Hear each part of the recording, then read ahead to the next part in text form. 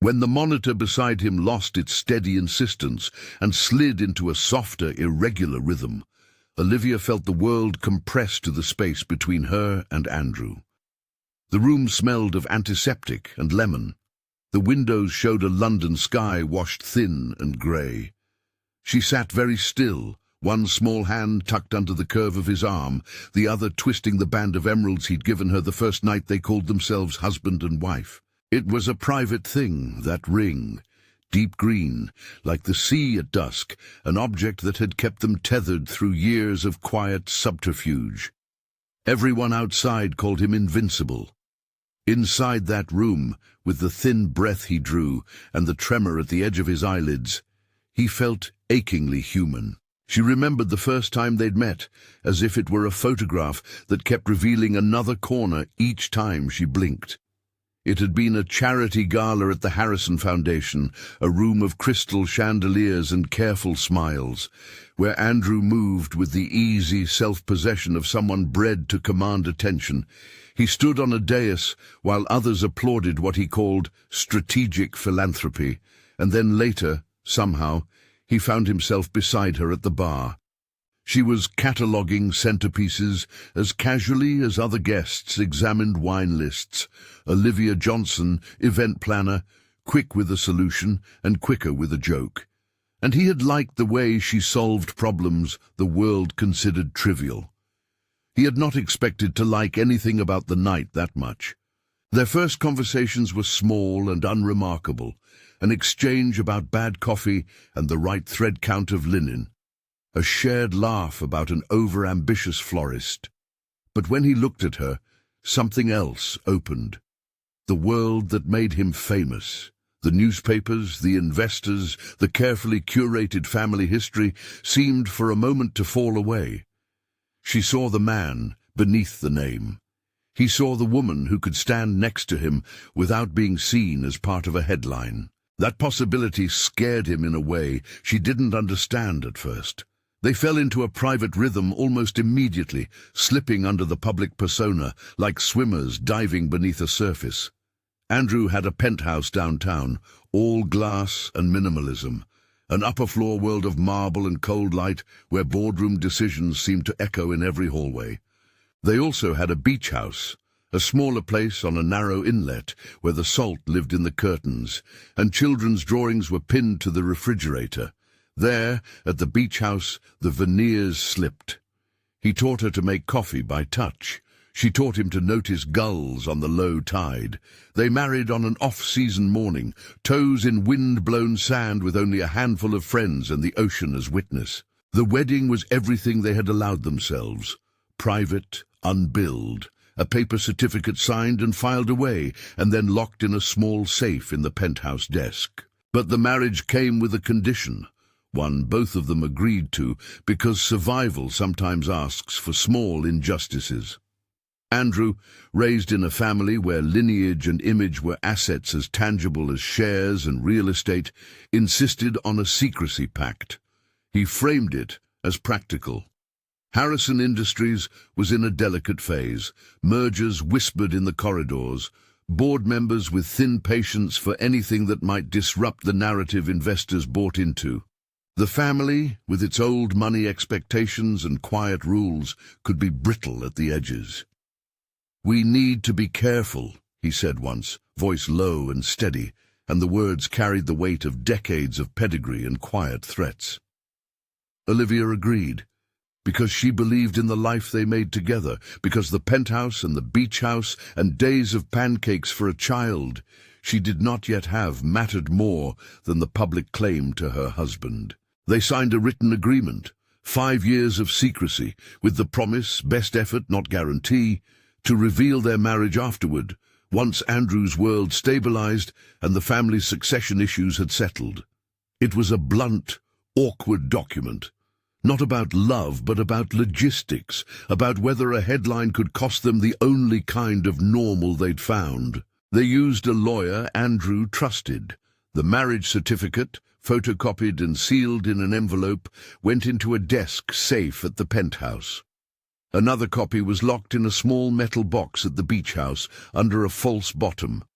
Olivia kept a folded copy tucked away in a drawer of a dresser no one had the right to open. The emerald ring grew into a talisman of that promise, an object that reminded them, in every private moment, both of what they had and what they were withholding. The secrecy worked in practical terms. Boardroom chatter did not become scandal. Press releases continued to frame Andrew as the eligible philanthropic icon the public adored. It also meant, though, that the most luminous parts of Andrew's life were lived in shadow.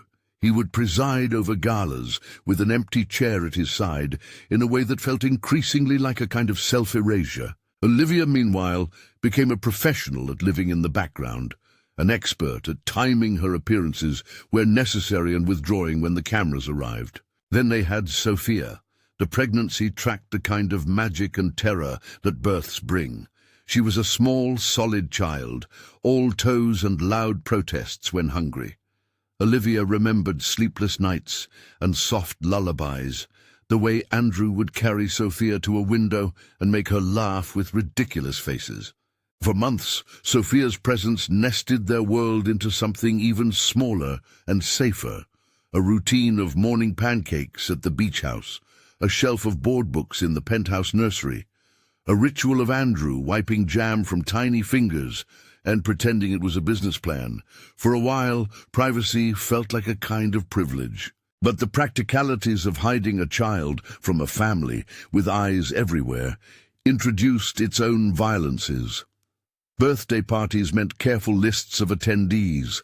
Family events required choreographed absences. Olivia learned how to leave a gathering early and how to create believable scenarios for Andrew's prolonged absences. She learned to curate Sophia's life in small fragments, grandparents who didn't know her name, aunts and uncles who called and were let down with vague explanations, a family calendar where there was always an item that could not be crossed off. Some of the family, less invested in the strictness of their pedigree, were passingly curious. Emma, Andrew's niece, was a bright, impatient presence who liked to linger longer than required, and who asked questions Andrew would only half answer. Elizabeth, one of Andrew's older siblings, could be cool and then suddenly warm in unpredictable measures. Marcus, his brother, was another thing entirely. Marcus carried the family ledger in his posture, old expectations made modern, an heir apparent who believed that reputation mattered more than relief. He was never cruel in an obvious way. His objections were measured, rational-sounding things about stability and brand value. Behind that rationality, he held a protection of inheritance that looked like insistence on a certain picture of the family, one that did not include a black daughter quietly growing up while the rest of the family rehearsed its lineage. There were compromises, then, that struck at Olivia's sense of self. She would watch Andrew leave for a gala and see him smooth his expression into the one that looked good in photographs. Later, in the penthouse kitchen, he would take her hand and apologize in ways no public figure could. "We'll have 5 years," he would say in the small dark hours, as if repetition made it a promise rather than a plan. He believed the 5-year pact was a bridge. She believed it was protection. Both were right, and both were wrong in equal measure. The pact also had costs. The most tender milestones were private by necessity. Sophia's first words were recorded on Olivia's phone and played back in the hush of the beach house kitchen rather than to a roomful of relatives. Andrew missed a christening. There had been an investor dinner that week, and the resentment that threaded through Olivia's chest on that morning lingered for months. When Andrew declined an invitation to a family luncheon because there was an important shareholder meeting, Olivia learned how to interpret the words that meant more than he said. She learned to hold the space between love and exposure like a cup, careful not to spill what she contained. Years passed that way, the sequence of small, unpublicized joys and the quieter cuts of absence. The 5-year mark arrived and slipped into an extension. They negotiated another 2 years, then another, like bandages applied to a wound that would not heal.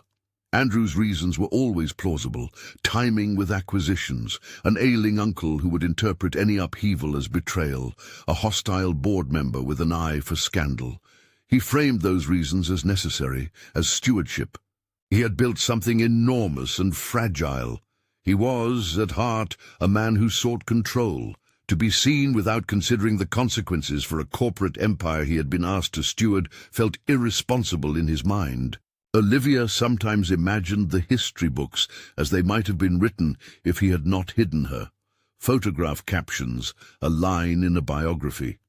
Instead, she occupied a private row in his life, an annex of love that would not for years be permitted to stand on the bookshelves with the rest of his legacy. She resented him for that sometimes, resented the ceded territory, and forgave him often because she believed himself to be a man who, when it mattered, would find the courage to do right. There were small rebellions. Once, in a moment of fury, Olivia wrote a letter and slid it into the back of the penthouse desk, underneath the ledger Andrew kept for more public affairs. She wrote a lyric of anger, how it felt to have her existence negotiated, and signed it with Sophia's name, as if the child might someday read grievances and call them fair. Andrew found the letter and brought her a cup of coffee, and sat on the threshold of the room like a child caught in a secret. He had a way of listening that made confession look like mercy. He promised to fix things. He promised to make them seen. But the years composed their own relentless grammar: acquisitions, press cycles, an older Harrison uncle's slow withdrawal from public life.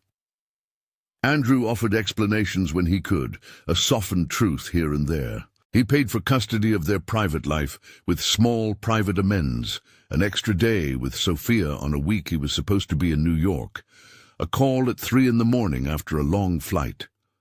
These gestures were litmus tests of his affection and of the bargain they continued to keep. Some in the family, Elizabeth, occasionally Catherine, tilted toward curiosity rather than contempt. Catherine, whose exterior lived somewhere between amusement and practicality, would ask about the beach house and make an offhand comment about how well such a place helped one stay grounded. Emma, who had become more than an occasional visitor, asked direct questions about Sophia's drawings and pinned a photograph on the mantel that later disappeared.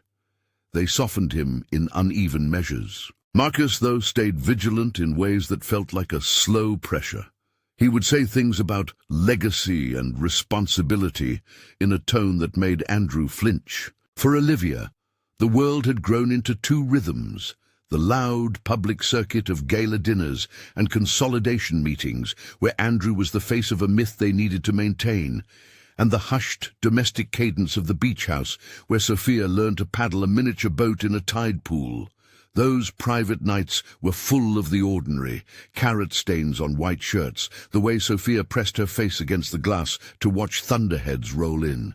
They were also full of concessions: the penthouse door that never quite closed on the world beyond, the safe in the desk that kept a copy of their marriage certificate like a relic that might be demanded at any minute. Then, just after what would have been another private anniversary, another small celebration they had decided to keep to themselves, Andrew came home from an existing board meeting colder than usual. He had sat across from a younger executive whose language about mergers carried a kind of brittle impatience. "There's chatter," Andrew said later that night, sitting at the end of the bed where Sophia slept in a crib, nearly the size of a small boat, and Olivia could see the way his jaw tightened when he used the corporate lexicon as armor. They were both tired. They had been living for so long in the weariness of doubling. Olivia had begun to suspect that the clock Andrew kept promising them to reveal their life was becoming less a deadline and more a thinly drawn line of escape. Still, their routine held. The emerald ring lay on Olivia's dresser some nights, bright against the dark wood. Other nights she wore it and felt as if its weight grounded her. Everything changed the day he did not come home. That evening, a phone call that felt like a small explosive folded into their life. Andrew's voice on the line was clipped, careful. He told Olivia to meet him at the hospital he sometimes called the Fortress, an institution with quiet corridors and a windowless wing reserved for discreet examinations. He had used the word check, as if that was a sufficient explanation. He was not a man to use small words lightly. The line held a tremor she had not heard before, the kind that suggested more than the language conveyed. At the hospital, the light was sterile and white, and too honest. He sat at a tiny corner table, hands wrapped around a paper cup, like someone trying to hold on. He lied at first, minimized things as men like him learned to do. He spoke about indigestion. He would not lie to her long. The truth slid out in a quiet, reluctant cadence.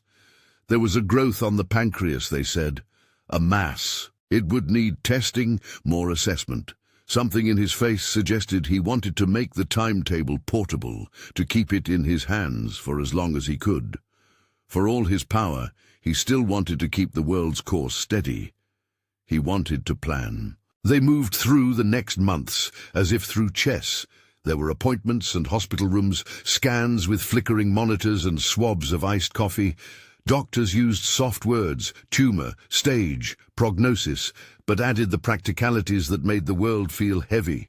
Treatment plans, possible surgeries, timelines compressed into vague terms. Andrew did what he had always done. He organized. He made lists in neat columns, scheduled consultations, and placed phone calls with his usual authority. In the nights that followed, he and Olivia sat in the dim light and counted possibilities. He never once suggested that this was a reason to reveal their marriage to the family. He did not say, now.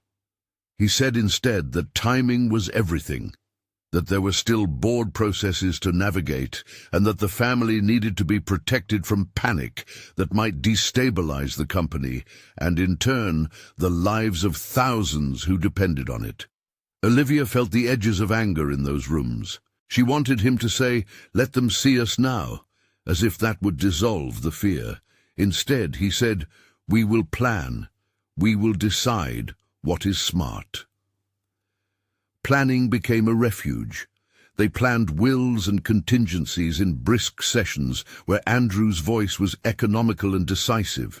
He asked James, the family attorney, a man who had for years negotiated Harrison matters with the same seriousness of a surgeon, to begin drafting more formal documents, to clarify a structure that would, in theory, protect Olivia and Sophia if something happened. James listened and nodded with an expression trained for legal walls and loopholes.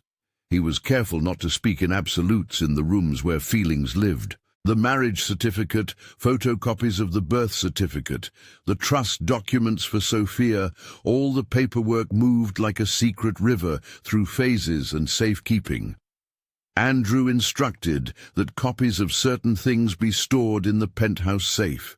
Another sealed envelope was to remain at the beach house. Robert, his longtime assistant, quiet, exact, received one little order: keep a certain USB safe. Keep it only for Andrew's instructions. Robert nodded, the way people who had been in service to a life of discretion did, without questions that might be disloyal.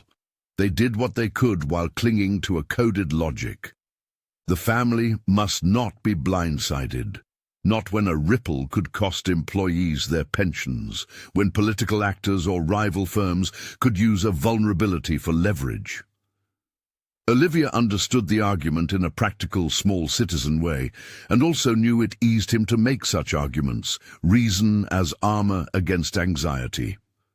Still, it left a taste in her mouth of always waiting. Months progressed in a rhythm of tests and treatments. There were good days when Andrew's laughter returned, bright and a little brittle.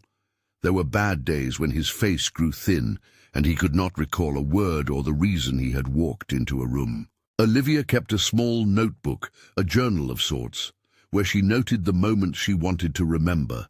Sophia saying "da-da" for the first time into a stethoscope-shaped toy. Andrew teaching her to draw a silly family portrait, the way he would look at the sky and say, "I don't want them to lose what I've worked for." Each entry was a kind of prayer, and a kind of ledger. Outside their apartments and their beach house, the Harrison family moved in the orbit of speculation, like planets in a familiar system. Marcus asked pointed questions at family dinners, the kind of similarly measure that could unnerve even a man used to exerting control, and on one evening, when the family gathered for a quiet luncheon, Andrew excused himself to take a call and did not return that night. Olivia watched his absence from the doorway of the penthouse and felt a physical hollow where his presence usually sat. Not every conversation was adversarial. Elizabeth, when she visited, seemed to soften in ways that suggested the possibility of allies among the old guard. Emma, whose curiosity had become an ally, would bring Sophia small toys and linger too long in the kitchen while Olivia fumbled to make room for her in the schedule of invisibility. These kinds of gestures felt like small breaches in the wall Andrew had built around their life. Still, the weight of secrecy mounted. Olivia began to measure days not by calendars, but by a sense of erosion. "This is how long we can keep this," she thought sometimes, and then the thought would recede.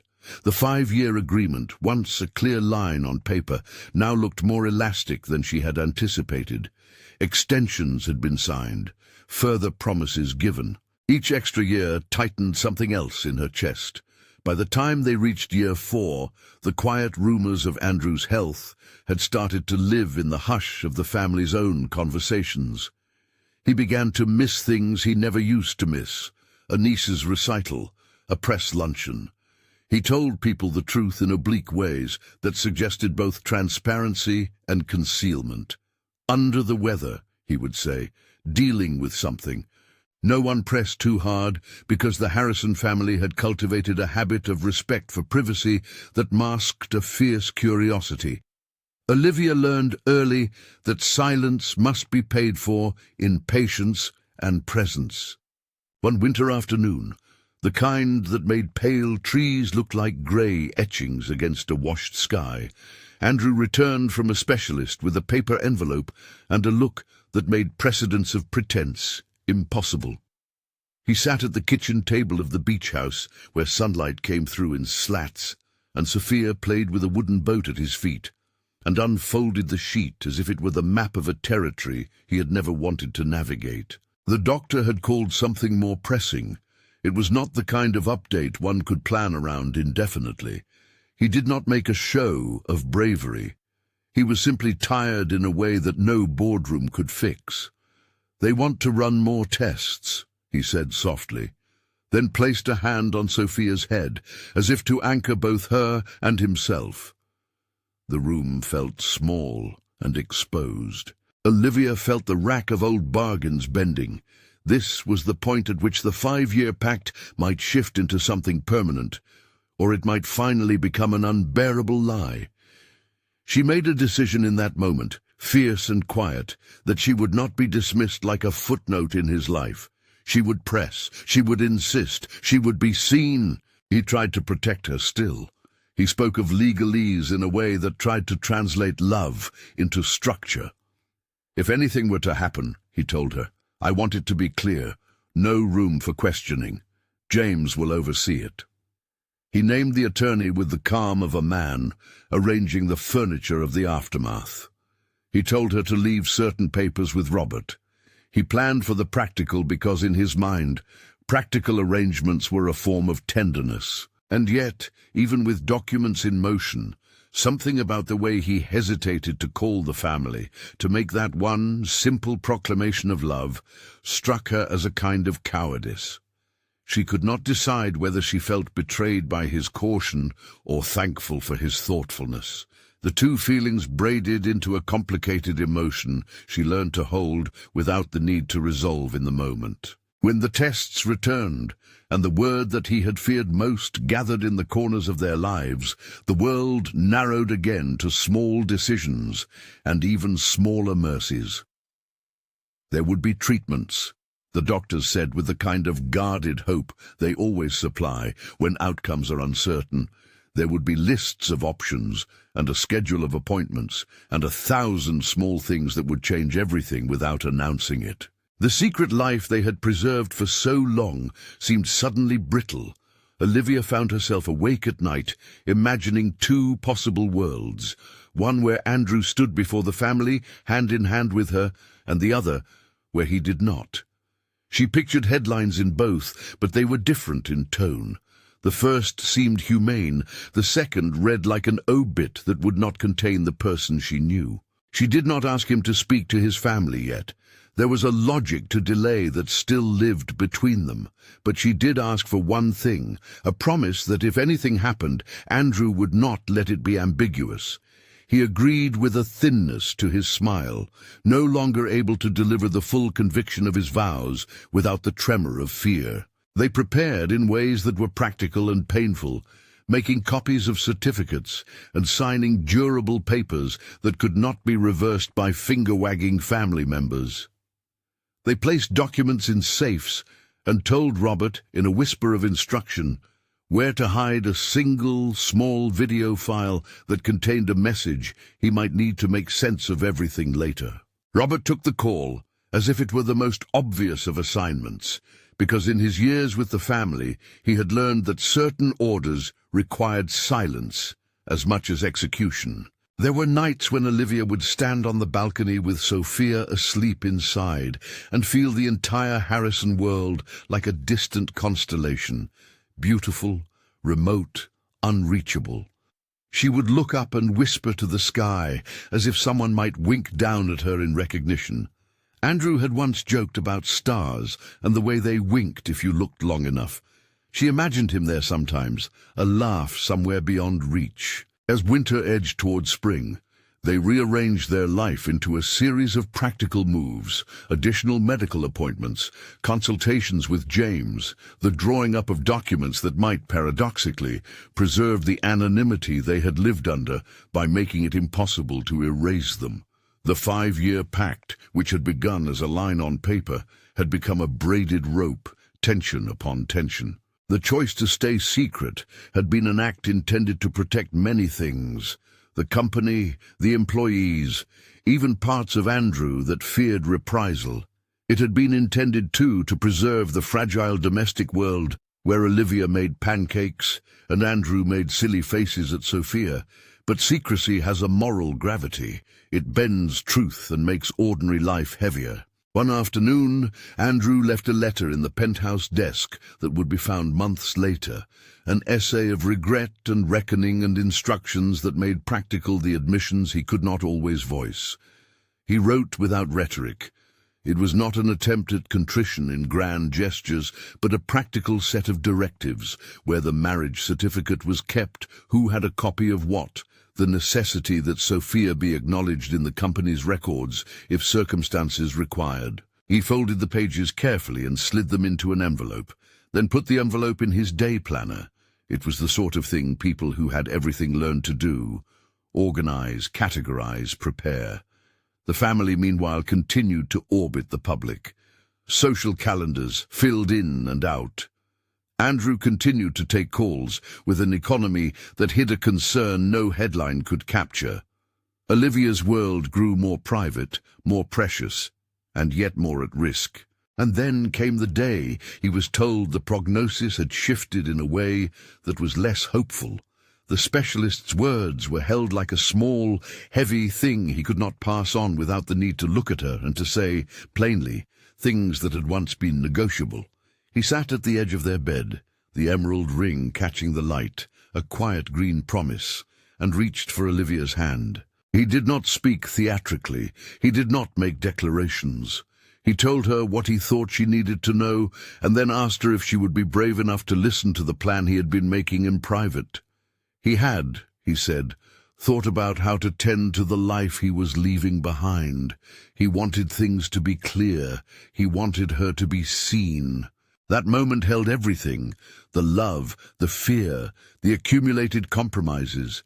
It felt like the hinge upon which choices might finally swing.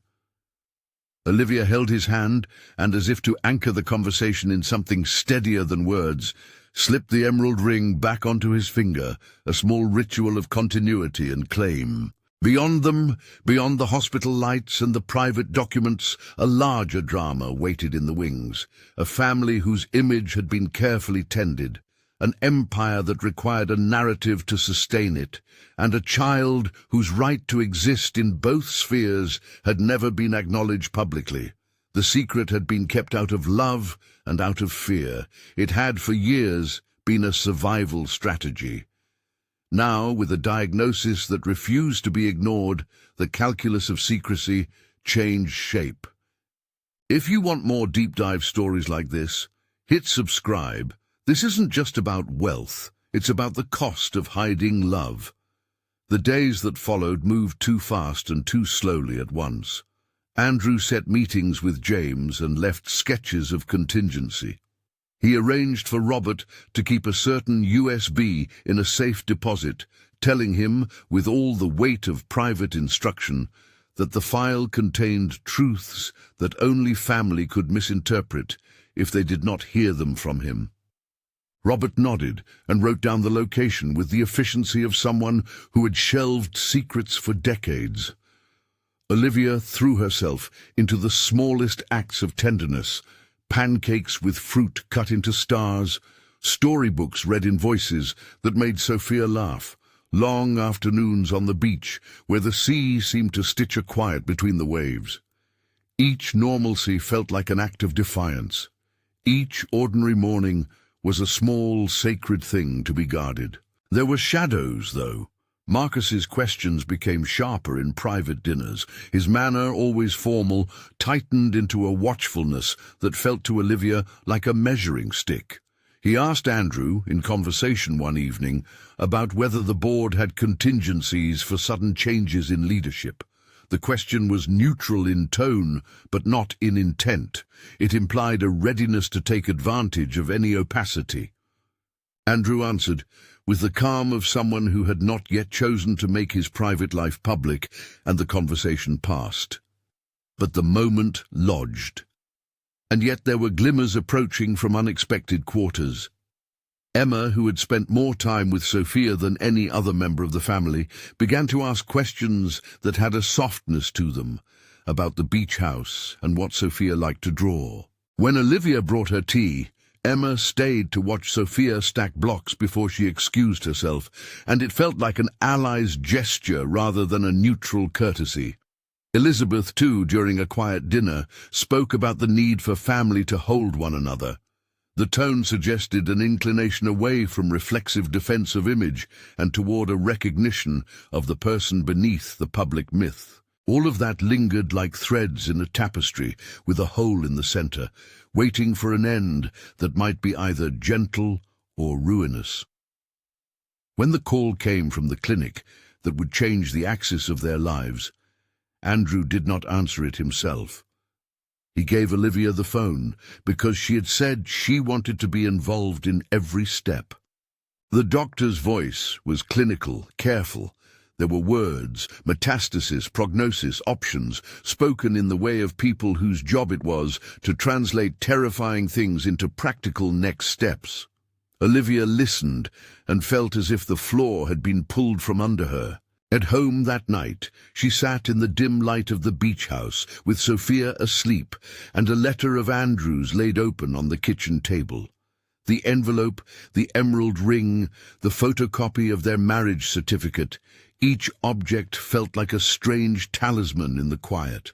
She thought about the 5-year secrecy clause and its many extensions. She thought about the beach wedding in the wind and the way Andrew had touched her face that morning as if to anchor her. She thought about how much of their life had been negotiated and how much was only just now asking for recognition. When Andrew finally spoke, he did not do so with grand gestures.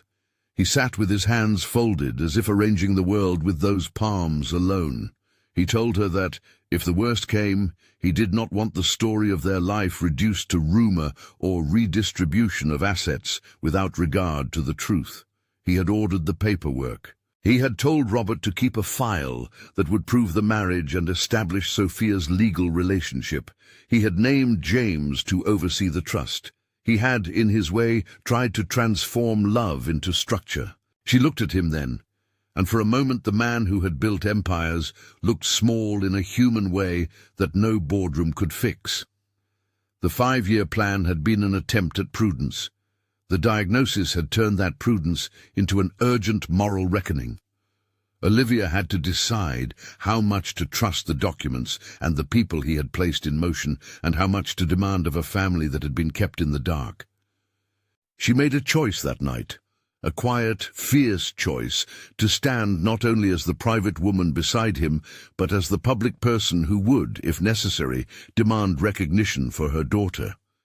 She would not let the years of secrecy be used to diminish Sophia's right to belong.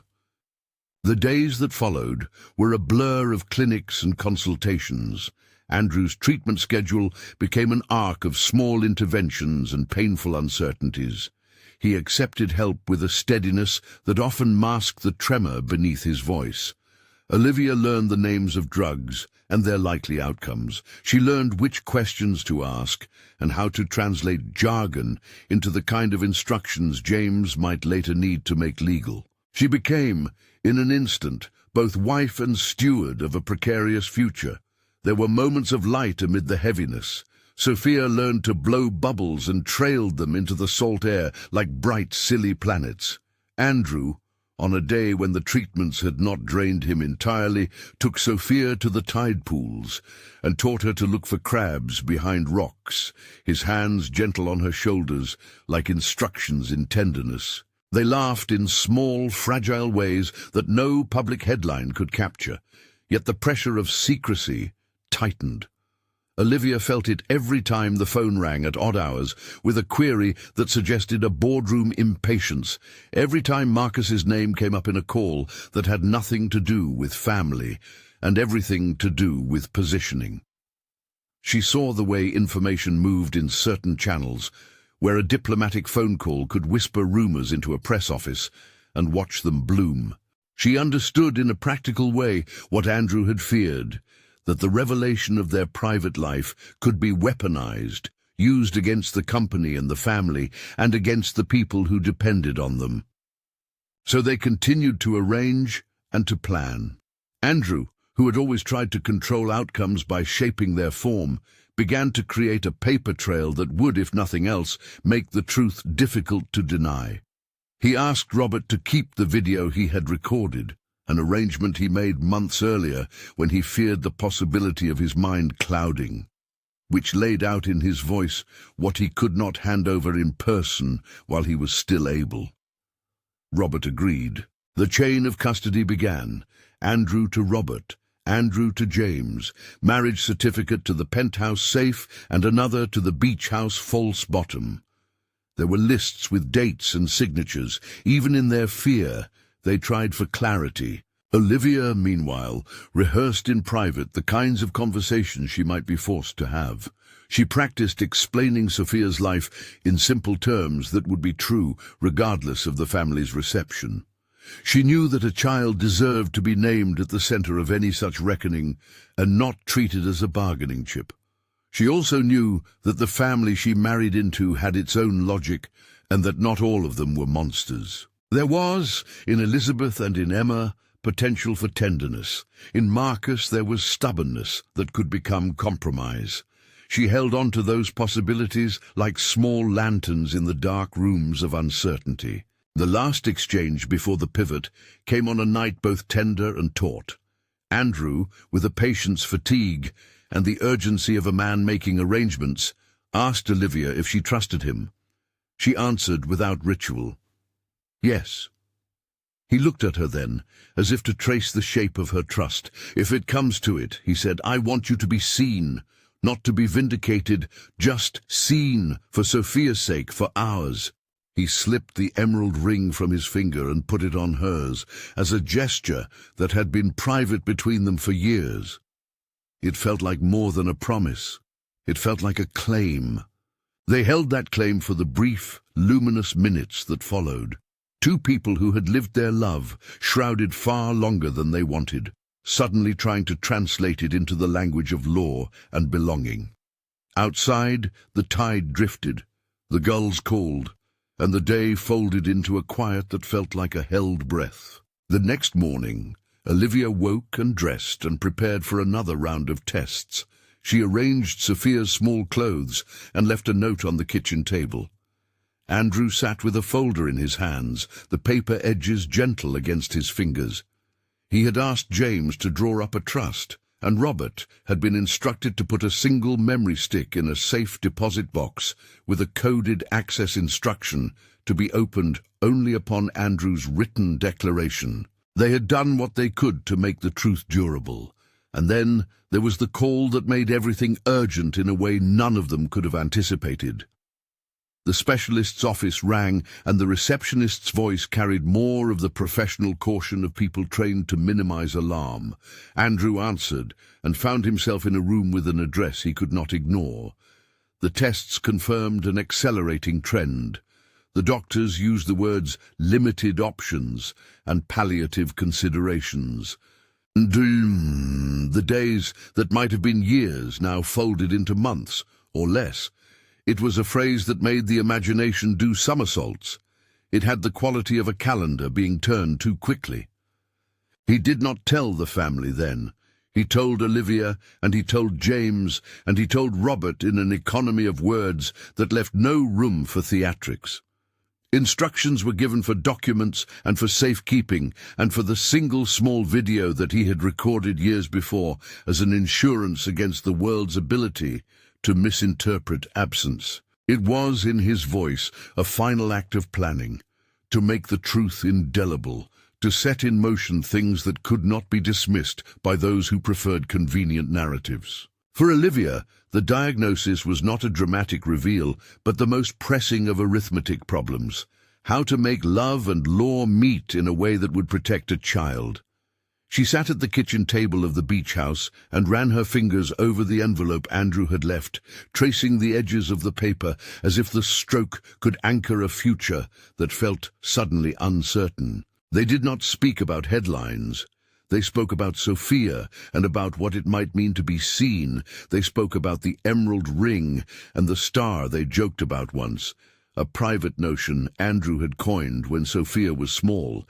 He'd say to the sky whenever a storm came, "Look for the wink," he'd say, as if the dark made private promises. Olivia smiled then, clutching the ring as if its metal could anchor time. The day he called the family to the hospital was the day the air felt like glass. Andrew's voice, when he made the arrangements, was steady in that controlled way that had guided board meetings and rescue plans. There was no dramatics in it, only a slow, determined clarity. He asked for them all: Marcus, Elizabeth, Catherine, Thomas.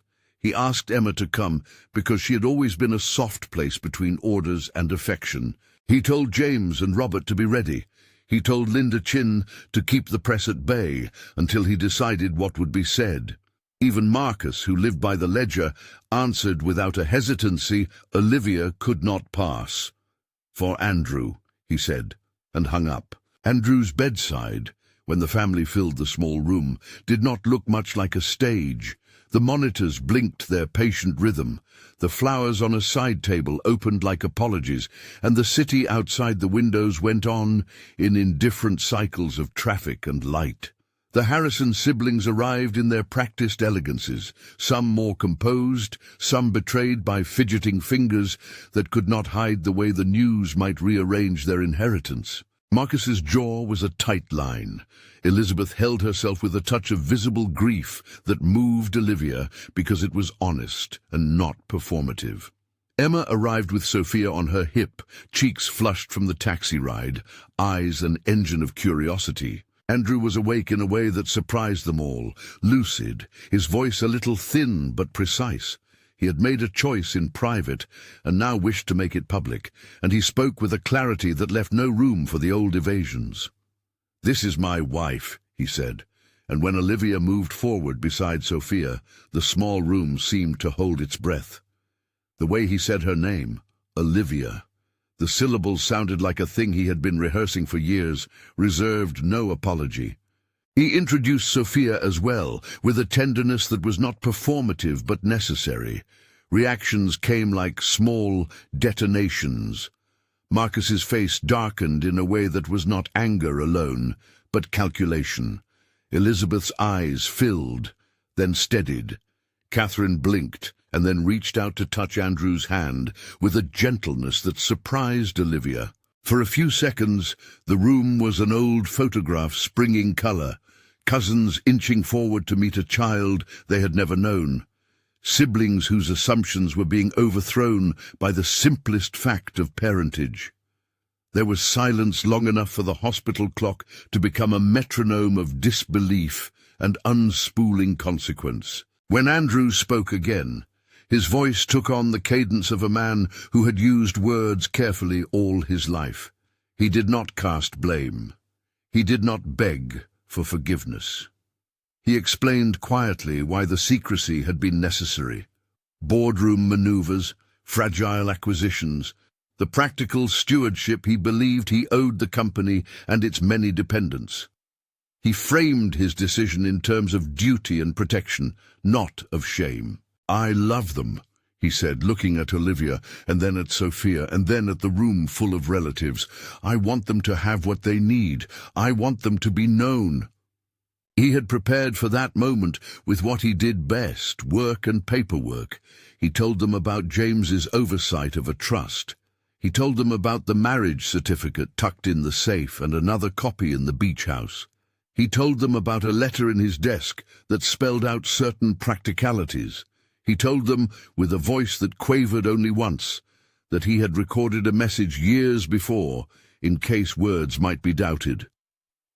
"Listen to it," he said simply. He asked Robert to retrieve the file if he could, and confirmed with a tired nod that James held the primary will and that certain instructions had been left in strict sequence. For the first time in his life, Andrew asked them not to let fear rewrite facts. There were questions, sharp functional queries about timing and consequence that Marcus asked in tones that suggested legal avenues already forming in his mind.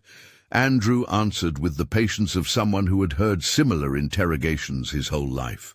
He demonstrated carefully and without show the chain he had built to protect Olivia and Sophia, documents archived, witnesses named, a video stored, and to be produced only under particular circumstances.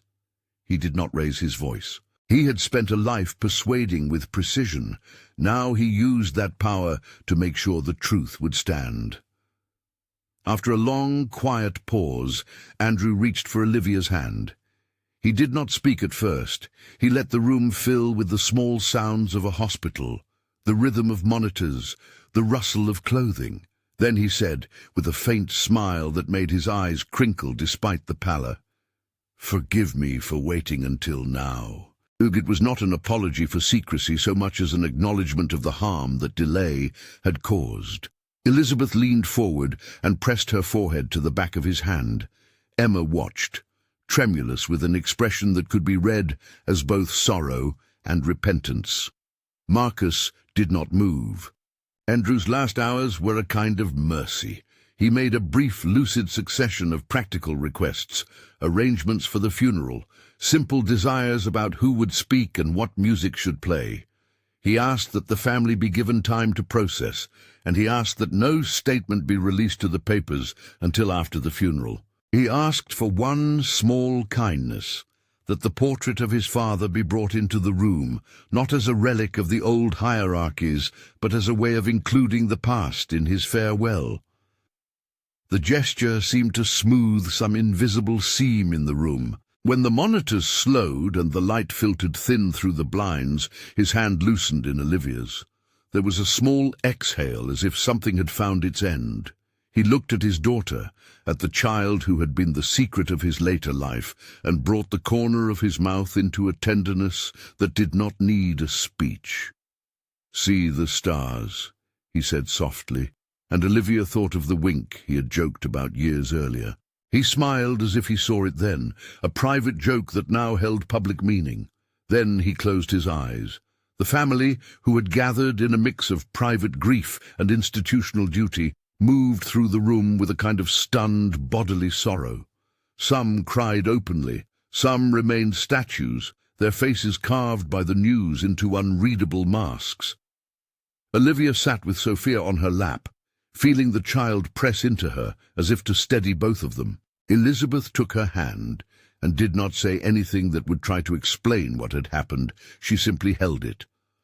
Marcus stood slightly apart, a silhouette of restraint and calculation. Emma, small and bright, looked at Sophia with the kind of uncomplicated affection that made Olivia weep in a way that felt cleansing rather than bitter. The funeral, scheduled a week later, was a study in old-world ritual meeting new truth. The Harrison family church was a hush of marble and candled light. Portraits of forebears watched from the nave as friends, colleagues, and distant relatives filed past. Andrew's public life, speeches about stewardship, philanthropic initiatives, carefully curated photographs, sat in formal contrast to the private revelation that had been made in his final hours. A small group of family friends offered eulogies that were measured and heartfelt. A spokesperson from the company read statements about leadership and legacy that were trimmed for a public that expected eloquence without intimacy. Olivia, when it was her turn to speak, did not stand behind a prepared speech. She had written nothing for those moments, not because she was unprepared, but because she had known words sometimes dull the edges of truth. She spoke instead from the heart in simple sentences that made the congregation listen to a different kind of value. The value of an ordinary life lived away from cameras. Pancake mornings, tide pools, a child learning to call a father's name. Her voice, steady with grief, asked only that Andrew be remembered fully, not as a myth or a brand, but as a man who loved his family in ways both imperfect and real. When the will reading took place, the room was smaller and more formal. A private conference room at Harrison Industries, with James seated at the head of the table, Robert close by, and family members arrayed like chess pieces. News of the will, who received what and how, was not secret anymore. The act of reading made it public in a different register. The will itself had been drafted with legal precision. Andrew had left unusually explicit directives about his recognition of Olivia and Sophia, and he had used legal instruments to make the recognition durable. The important parts were straightforward, but consequential. Recognition of the marriage, explicit guardianship and trust structures for Sophia, substantial bequests to Olivia for her personal security, and, importantly for the company, a voting trust structure that preserved the operational continuity Harrison Industries required, while designating trustees tasked with protecting Andrew's philanthropic visions. The trust was not an attempt to empty the family's coffers, but a legal method for ensuring that company stewardship would not be used to erase Sophia's rights or Olivia's place in the family's life. Marcus listened, like a man cataloguing grievances. He asked pointed questions about Andrew's capacity at the time the documents were signed, questions that had a certain legal bite, the kind of implication lawyers live on. James answered with the coolness of someone who had prepared for such scrutiny. He spoke of dates, of signatures, of witnesses, of the documented chain that made the will hard to impugn. Robert, who had been present for many quiet instructions over the years, affirmed that the steps Andrew had taken were deliberate, documented, and witnessed. The record James produced was meticulous. Dates of the marriage certificate copies, where they had been stored, the notes of the will's execution, and the chain of custody instructions for the video stored with Robert. The family reaction fractured along lines that were partially predictable and partially surprising. Elizabeth and Emma were visible in their respect for Andrew's wishes. Elizabeth, who had always been capable of reconciling status with compassion, appeared to understand the need for both truth and continuity. Emma, who had grown closer to Sophia in those twilight months, was vocal in her support. Marcus, however, found a fulcrum of resistance in two basic legal strategies. First, to question Andrew's mental capacity in the twilight of his illness. Second, to demand that the company's board be given leeway to protect shareholder interests while disputes were settled. Soon after the will reading, the family's internal dispute blossomed into public friction, A tabloid, smelling scandal and old money, ran a piece that was caught somewhere between insinuation and outright guilt by omission. It was not explicit libel. No concrete lies were printed that could not be defended, but the insinuations were cruel. Hints that Olivia had opportunistic motives, that the secrecy had been a calculated maneuver. The article quoted unnamed sources and used photos of the beach house taken from a respectful distance. The Harrison PR office, led by Linda Chin, moved quickly to contain the damage. Statements were prepared, gentle reminders of Andrew's right to private life were given, and a request for privacy was issued. Marcus, however, pushed harder. He authorized David Winters to explore legal options that would allow for a more aggressive challenge to the will. The family's legal posture, he argued, was not out of malice, but out of fiduciary duty. If there was any question of undue influence or impaired capacity, the company's board had a responsibility to investigate in the interests of shareholders and the company's stability. For Olivia, the suggestion that the woman who had stood by Andrew in his most private hours could be branded as a manipulator was a deep wound. She had, after all, nursed him, held him, and watched the monitors flash at night. James, who had anticipated these moves, counseled restraint and clarity. He filed for an immediate court directive to confirm the will's validity and prevent any immediate seizure of assets that could harm Sophia. He also insisted on presenting the existence of the recorded message Andrew had made, which, while not an instant legal trump, would be a powerful element in demonstrating Andrew's intentions. Robert, true to instruction, brought forward the USB and the precise record of storage that had been maintained. The chain was thus clear in the documents James submitted. Andrew had recorded the message, Robert had secured it, James had instructions to present it under specified circumstances. The family's contest moved into a legal choreography. Injunctions, filings, and statements drafted with care. Legal counsel for Marcus framed the dispute in terms of possible cognitive decline. James countered with dates, with witnesses, and with the simple fact that Andrew's wishes had been expressed in formal instruments and had been executed with canonical legal processes. Meanwhile, the tabloids smelled conflict and splashed photos and headlines across their pages. The smear campaigns were not overtly racist in language. Both the DNA and the story required sensitivity, but the insinuations were structured to sow doubt about Olivia's motives in ways that always touch a woman of color in a different register than they would a white counterpart. Olivia felt the sting of that double exposure, grieving a husband, caring for a child, and now being dragged into the limelight in ways that asked her to defend her love. At the same time, there were private allies. Emma's small interventions, private calls to Olivia, messages of support, began to shift perceptions. Elizabeth, who had herself been shaped by the family's expectations, found a way to speak privately with Marcus about the human cost being exacted. "We are not obligated to honor fear," she said to him in a small, quiet conversation. The words landed with the weight of an elder who had seen how families fracture over legacies. These conversations did not erase the legal tempest, but helped tilt the family dynamics toward negotiation rather than scorched earth litigation. The decisive moment came, not in a courtroom with the ceiling stacked with law books, but in a narrow conference room where, at the behest of James, the recorded message was played to a small assembly of family and legal counsel. The video was not a theatrical production, but a plain, spare testimony.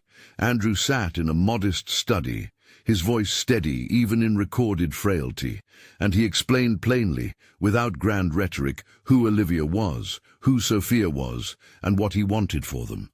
He spoke of their marriage, of his deliberate steps to protect them, and of his wish that the family would honor the recognition he had put in place. The image of him in the recording was both a rebuke and a benediction. There was no note of accusation, only an appeal to fact and affection. The effect was not instantaneous catharsis. Marcus, schooled in the grammar of advantage, heard the words, but listened for legal cracks. Yet the impact was human. The video showed Andrew's care in voice and manner, and for those unaccustomed to seeing the hidden life, it brought a clarity that memos and wills alone could not. Emma watched with a face that had shifted from curiosity to resolve. Elizabeth wiped her eyes and walked across the room to embrace Olivia in a small public gesture of solidarity. For the watchers who had only known the Harrison myth, the tape made Andrew less a brand and more a father, a husband, a man who had made reasonable arrangements. Marcus, whose posture had been defensive, was advised by his legal team that further contest would be costly and divisive. Public opinion, though fickle, had begun to tilt toward compassion for the wife and child who had been hidden. The tabloids' insinuations lost some of their bite when confronted with the picture of Andrew, speaking tenderly of family and the small, defensible chain of custody James had assembled. Negotiations began in earnest. The company's board, eager to avoid a prolonged reputational struggle and to preserve operational stability, proposed a path that would honor Andrew's intentions while ensuring corporate governance remained intact. The compromise was not a simple victory. It was a legal architecture that balanced recognition and stewardship. A voting trust would allow the company to maintain effective decision-making, while trustees, selected with Olivia's consultation and with oversight, would look after the philanthropic mission Andrew had prioritized. Olivia would receive the financial resources she needed for personal security and Sophia's education. Sophia's legal status in the family would be recognized.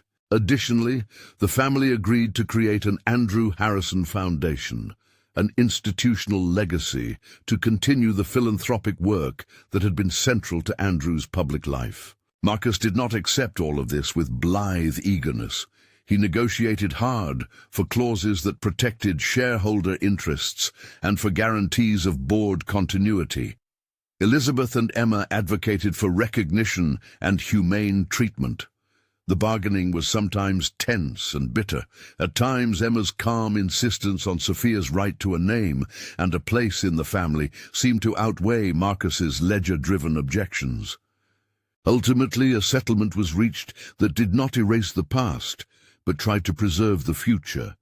Legal recognition for Olivia and Sophia, a voting trust that balanced power and protection, and the foundation to steward Andrew's charitable visions. The settlement was a negotiated peace rather than an unalloyed triumph. Within the family, the settlement created space for a fragmented but tentative reconciliation. Public statements were issued, carefully worded, respectful, measured, and Linda Chin oversaw a PR plan that foregrounded Andrew's love for family and his meticulous planning. The strategy did not erase the pain of months of speculation and scandal. It merely repositioned the narrative toward acknowledgement and constructive action. David Winters oversaw legal compliance and the formalities of the trust structure, ensuring that the settlement had the iron of enforceability. The portrait unveiling, scheduled for a family day at the beach house months later, was a symbolic act meant to close the years of secrecy.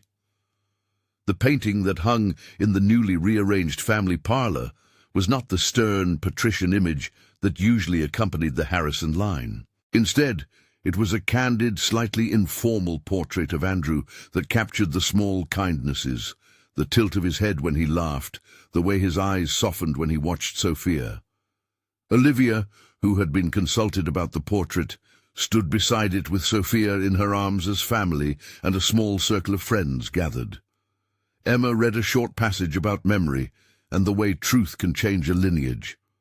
Elizabeth spoke quietly about the danger of letting pride dictate family history. Marcus, who stood near the doorway, listened with a composed face, a man whose grudges had been partially mollified by the settlement's protections for the company. For Sophia, the day felt like a school of small wonders. She chased the dog across the lawn, collected shells in her pockets, and refused the cookies for fear of missing a better one. Olivia watched her, the sun catching the emerald ring on her hand. and felt a tenderness that outstripped the bitterness she had carried. The portrait, which had been the point of so much negotiation, hung in a place where Sophia could see it. It was, in a quiet way, the public acknowledgement that had been denied her for years.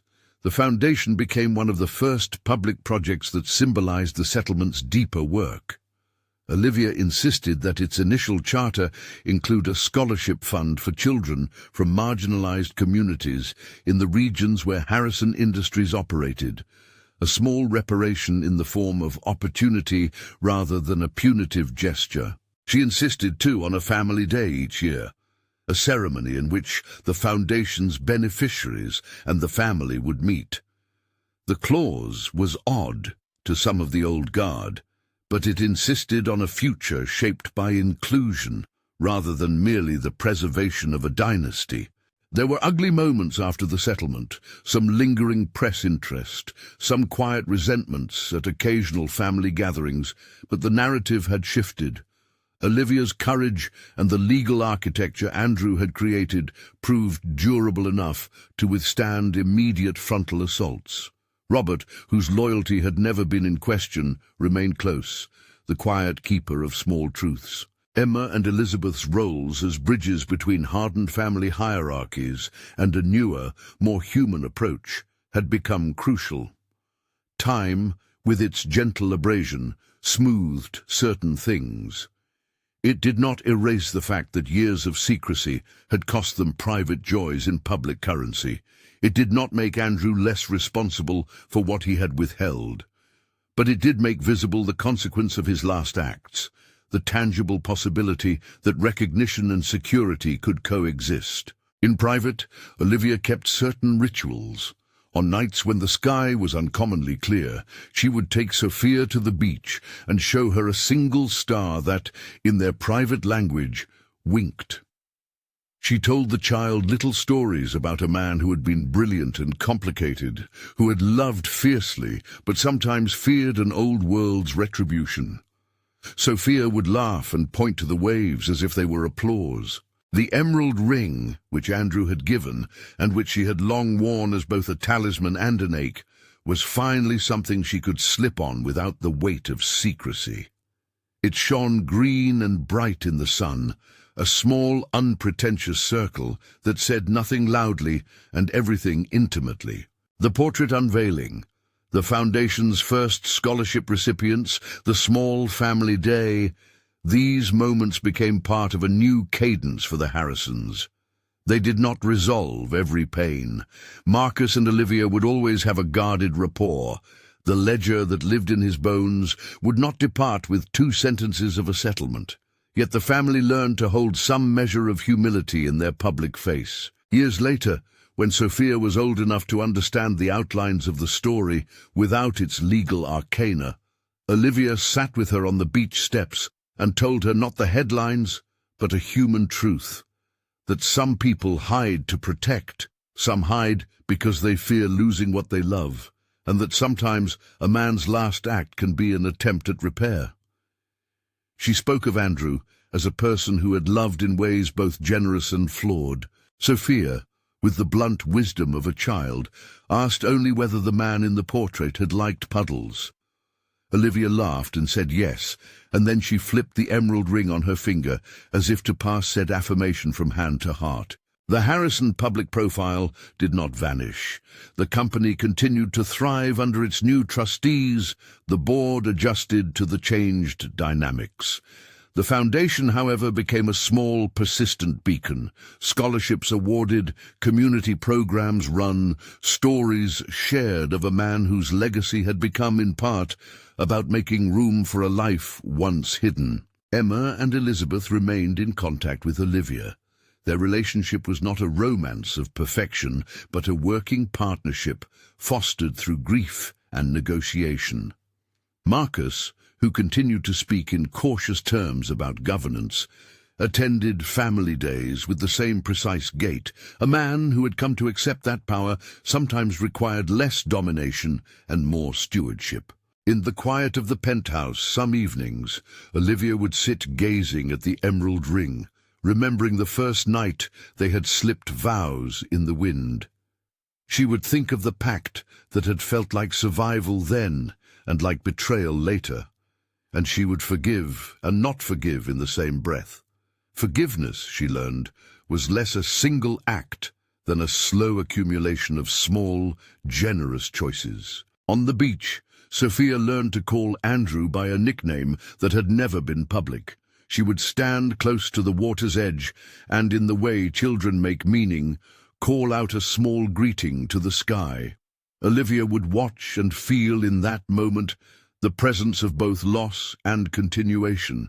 The star winked sometimes, maybe imagined, maybe something else, and Olivia would smile, understanding that small rituals had become the thing that made grief bearable. The final public gesture the family agreed upon was modest but meaningful. The unveiling of a plaque at the Foundation's first community centre, bearing Andrew's name and a brief sentence he had written in a handful of admonition and care.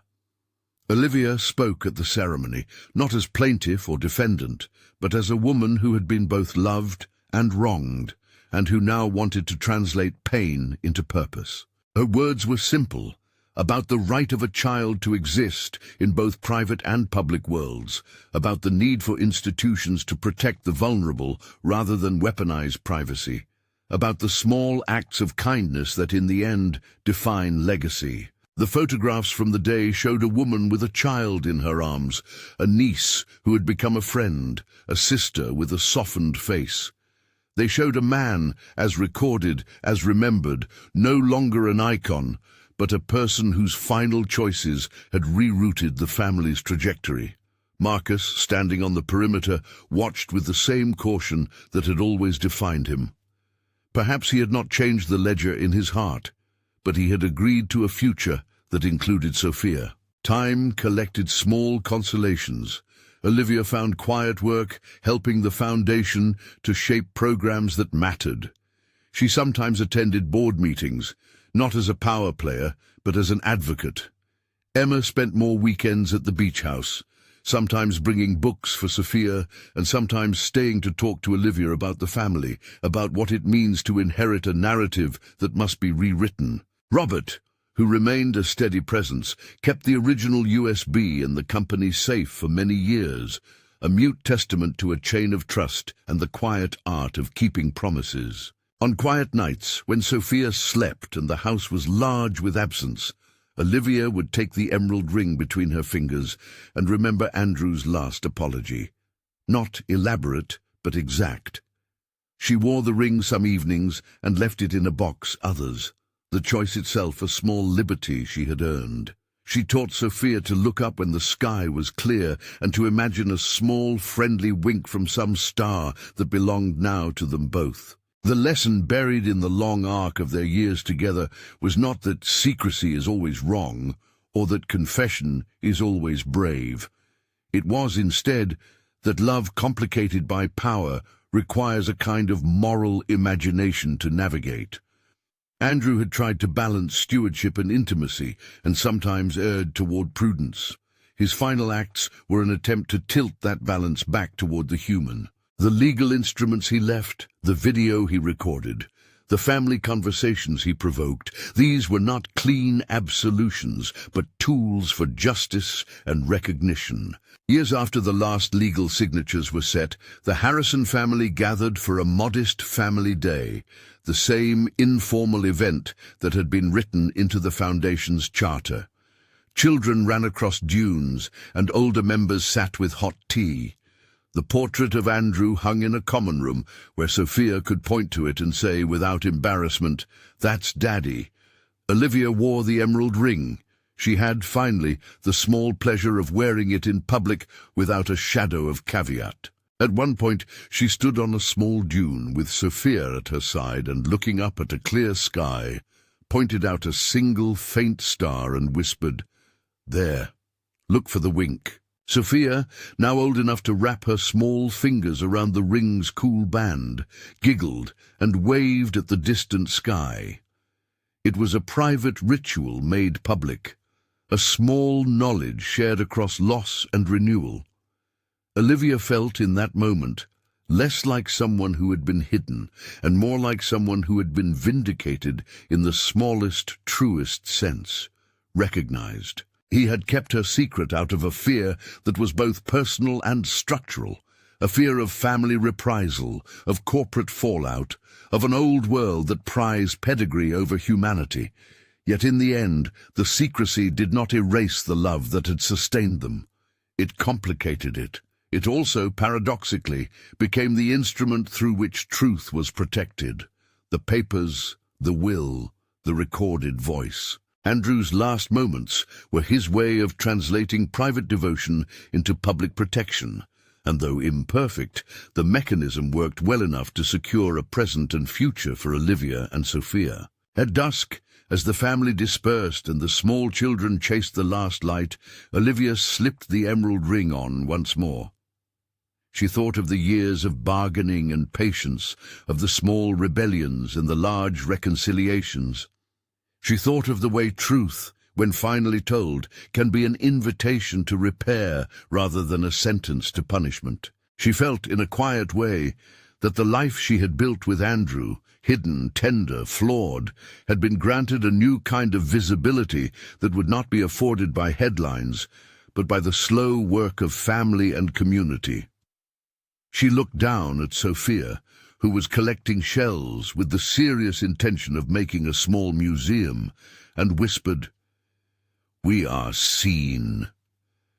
Sophia looked up, uncomprehending in the way children are, and smiled as if seeing was the simplest thing in the world. If this moved you, subscribe and watch our next feature about family secrets and legacies.